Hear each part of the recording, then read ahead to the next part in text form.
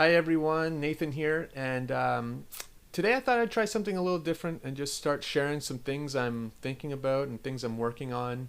And this week I thought I'd briefly talk about using the second string and a really easy way you can start incorporating that into your playing. Like I know when I first started, it took me a while to figure out what was going on with the string. Like I would use it, but not really to play melodies off of.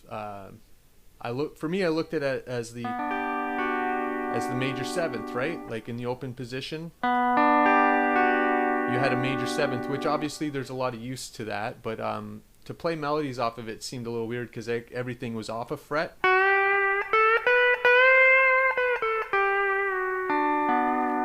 So I wasn't really connecting the dots. So last week I posted a very simple version of Hickory Wind, and you can check that out. I do have tabs and backing tracks for anyone who might be interested. And that's kind of what sparked this for me, because I'm using the second string a lot in that, and it relates to a specific grip I'm about to show, like a hidden grip, if you will. And I know it was hidden for me. I'm not saying it's hidden for you, but once I figured this out, it started opening up a lot of doors for me in the tuning. So yeah, let's get into this. I'm going to explain this all in G, just because that's what the video's in. So let's go up here to the pedals down position.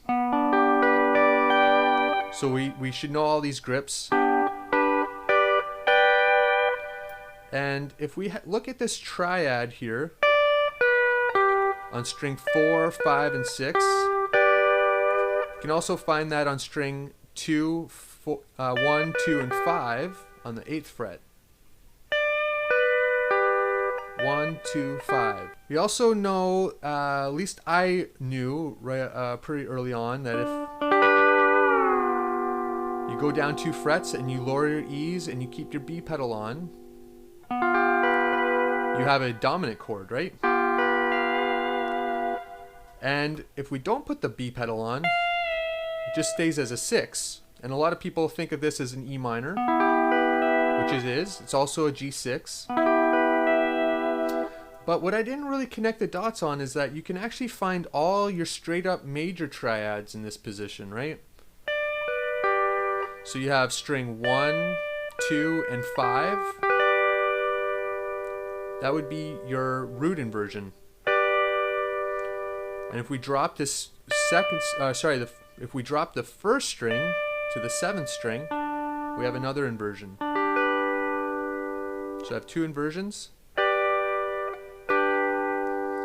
And now, if you lower your E's on the 8th string, you can play string 5, 7, and 8. There's your next inversion. And then you can drop string 5 down to the 10th string. That's the octave. Now you got 10, 8, and 7 for your next inversion. So you have 4 different major triad inversions in this position. Sorry.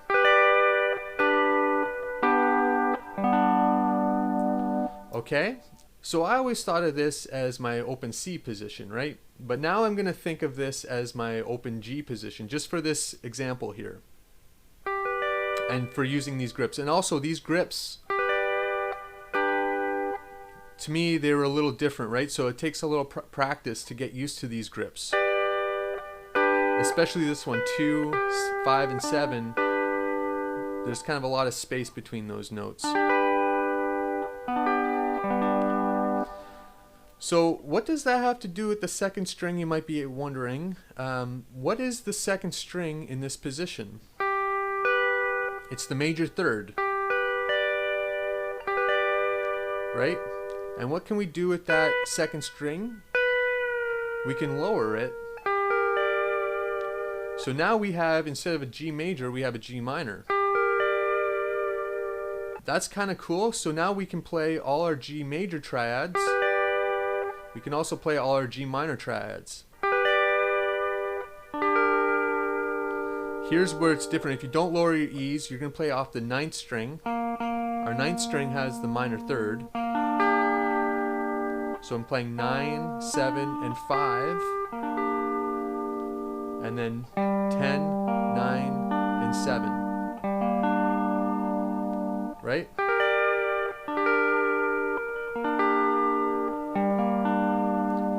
So now we have 4 minor triads that we can play in that position. One thing you can do with that is if you take any of these grips, you can practice your diatonic chords, right? So G major, if I go up 2 frets and I lower that 2nd string, that's giving me the minor. Now I got A minor, right? And I'm just going between those 2 chord types. A minor, B minor, C, D, E minor. This is your F sharp half diminished chord, right? So that one's a little different. So you got a half an A pedal, no levers up on top. That's fret 18, and back to your G. And then you can practice that down the octave.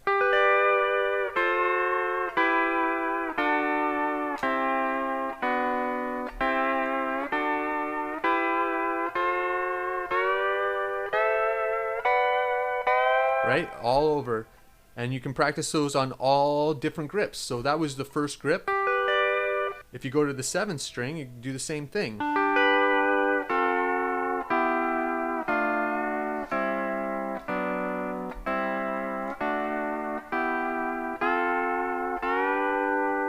Okay?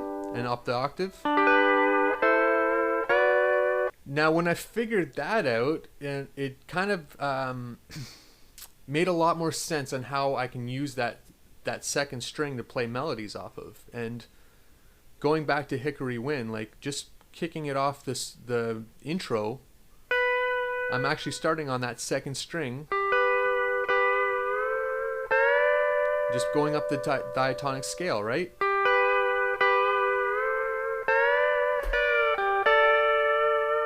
And going to the pedals down position. But knowing how I can play the melody off that string,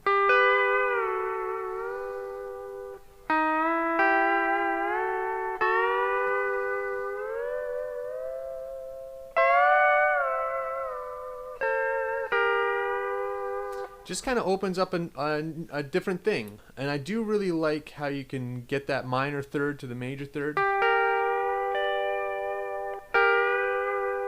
It's kind of like using your A-B pedal, just a different way to do it.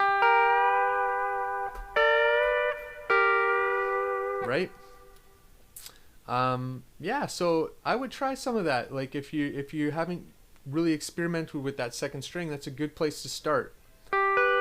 And yeah, I think that's all I have for today. If you liked it, please let me know, and maybe I'll keep making these videos where I just share some ideas, and hope you got something out of it. Until next time, be well.